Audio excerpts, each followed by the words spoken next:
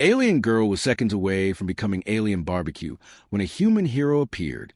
The scorching twin suns of Praxis 9 bore down mercilessly on Captain Derek Blackwood's broad shoulders as he trudged through the rust-colored sand. His light brown hair was damp with sweat, and his thick beard collected tiny grains of the alien desert. The heavy armor covering his back gleamed in the harsh sunlight, while his muscular, bare arms glistened with perspiration. "Goddamn heat," he muttered, adjusting the pulse rifle slung across his shoulder. "Remind me why we agreed to this deal again." His AI companion, Eco, responded through his earpiece. "Because the Praxian mineral deposits are worth approximately 2.3 million credits, sir. And because you said, and I quote, 'How bad could a little desert trading mission be?'" Derek grunted. "Smart ass." The settlement of the Praxian natives appeared on the horizon, a collection of stone structures with smoke rising from several fire pits. As he approached, Derek noted the primitive yet effective design of their dwellings, carved directly into the rocky outcroppings that dotted the landscape. The natives themselves were a sight to behold, hulking reptilian humanoids with thick, leathery hides in various shades of brown and green. Their yellow eyes, with vertical pupils, tracked his movements with predatory focus. "Remember," Eco advised, "the Praxians value strength above all else. Show no weakness." "When have I ever?" Derek replied, squaring his shoulders and striding confidently into the center of the settlement. The chieftain, distinguishable by the elaborate bone ornaments adorning his massive frame, stepped forward. He towered over Derek by at least 2 feet, but the human captain didn't flinch. "Human traitor." The chieftain growled in broken galactic standard. "You bring weapons as promised?" Derek nodded, reaching slowly for the case at his side. Top-of-the-line pulse rifles. Military grade, just as we discussed. The negotiations proceeded tensely but smoothly, until a piercing scream cut through the air. Derek's head snapped toward the sound, his sharp blue eyes narrowing as he spotted the source. Near the largest fire pit, suspended from a crude metal frame, hung a female figure. Her skin was a vibrant crimson, as if forged from molten metal itself, contrasting sharply with her flowing silver hair. She wore a tight black outfit with strategic cutouts, revealing patches of her scarlet skin. Her wrists and ankles were bound with thick rope, and she dangled precariously above the growing flames. "What the hell?" Derek muttered. "Sir," Eco interjected, "that appears to be a PN female. They're extremely rare outside their home system." The alien woman's striking violet eyes locked with his across the distance. Fear mingled with desperate hope. "Help me!" she called out in perfect galactic standard. "Please." The chieftain followed Derek's gaze and made a dismissive gesture. "Just meal preparation. PN flesh very tender, very sweet. Special occasion." Derek felt something twist in his gut, a mixture of disgust and determination. Without fully understanding why, he knew he couldn't leave her to that fate. "How much?" he asked abruptly. The chieftain tilted his massive head. "What for?" "The woman. How much?" The reptilian leader laughed, a harsh, grating sound. "Not for trade. PN female, great delicacy." Derek's mind raced. The weapons in his case were meant for an entirely different deal, one that would secure him mining rights on Taurus Prime. Without those weapons, that deal would fall through. But the woman's eyes hadn't left his. There was intelligence there, a fierce will to live that resonated with something deep inside him. The weapons, Derek said firmly, all of them, in exchange for her. The chieftain's yellow eyes widened in surprise, then narrowed calculatingly. "All weapons for one meal?" "She's not a meal," Derek growled. "She's coming with me." After a tense moment, the chieftain barked out orders in his native tongue. 2 warriors moved to the fire pit and began untying the woman. "Sir," Eco warned in his ear, "the Taurus Prime deal." "I know." Derek cut in. "We'll figure something out." The PN woman was brought before him, her hands still bound. Up close, her beauty was even more striking, her features delicate yet strong, her silver hair shimmering in the sunlight. A thin sheen of sweat coated her crimson skin, making it gleam like polished metal. "You are mine now," the chieftain declared, pushing her toward Derek. Trade complete. Derek handed over the case of weapons. then turned to the woman. With a quick flick of his combat knife, he cut her bonds.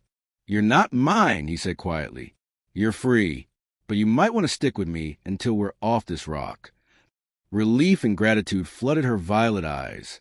"Thank you," she whispered. "My name is Riya Art.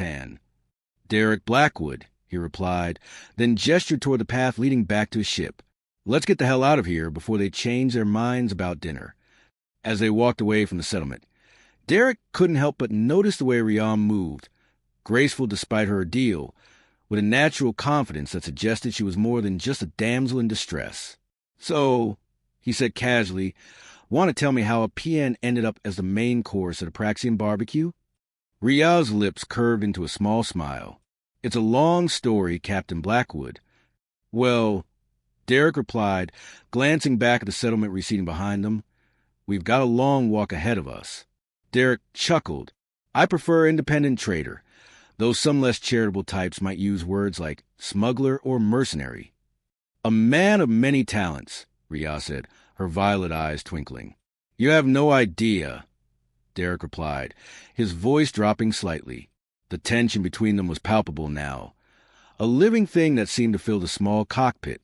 Derek found himself acutely aware of her presence beside him, the subtle scent of her skin, like cinnamon and something alien yet enticing, the way her silver hair caught the light, the rise and fall of her chest as she breathed.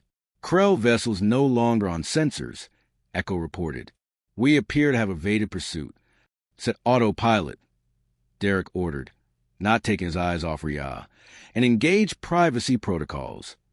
"Yes, sir." Privacy protocols engaged. As the AI's presence receded, leaving them truly alone, Derek felt a moment of uncertainty. Despite his usual confidence with women, Riya was something else entirely. Not just an alien, but a complex, fascinating individual who'd already shown depths he hadn't expected. 17 hours, Riya said softly, breaking the silence. "What do you suggest we do to pass the time?" Derek held her gaze. "I have a few ideas." She rose from her seat with fluid grace, moving to stand before him. "So do I?" Without hesitation, she leaned down and pressed her lips to his. The contact sent a jolt through Derek's body. Her lips were warmer than a human's, almost feverishly hot and incredibly soft. He responded immediately, one hand rising to tangle in her silver hair. The kiss deepened, and Derek was lost in sensation.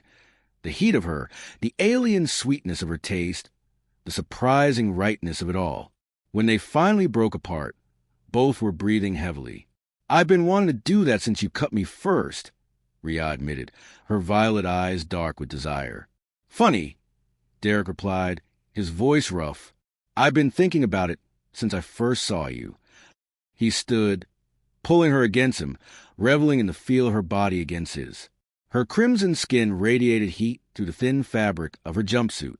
"Your quarters are mine," he murmured against her ear. "Yours," she whispered back. "They're closer."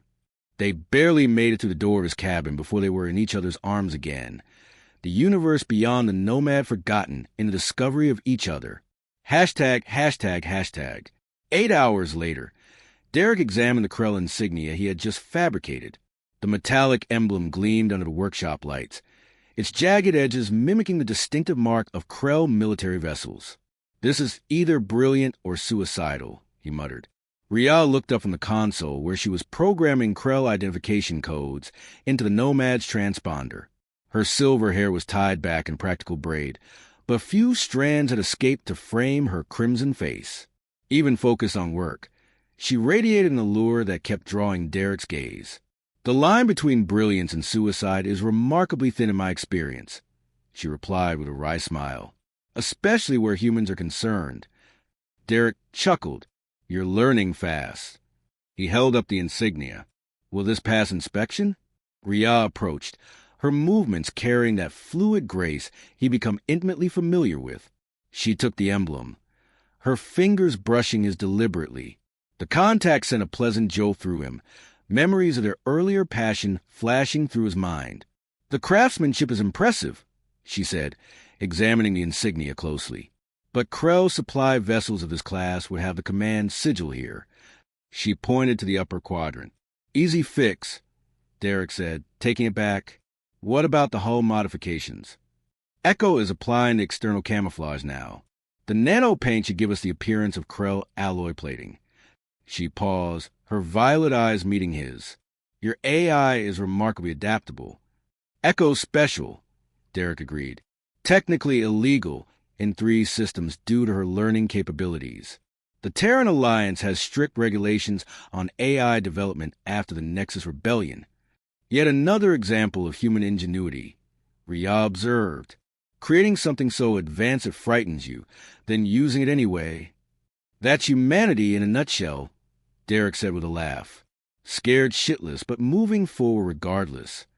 Riya's expression grew thoughtful. My people would have simply banned AI completely after such an incident. Humans, you take the risk for the reward.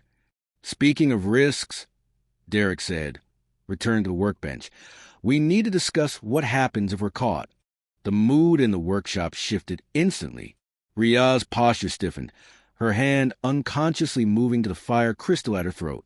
If we're caught, she said quietly, the Krell will execute you immediately as a spy. Me. They'll keep alive long enough to extract information about the crystal and Parisian defenses.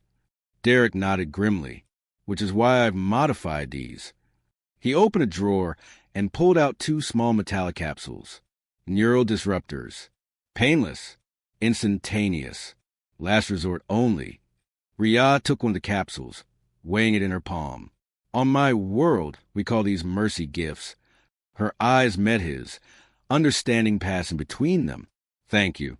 Don't thank me yet, Derek replied, taking the capsule back and returning both to the drawer. I'm planning on us not needing them. Riya stepped closer, eliminating the space between them. Her warmth radiated against him, a constant reminder of her alien physiology. You continue to surprise me,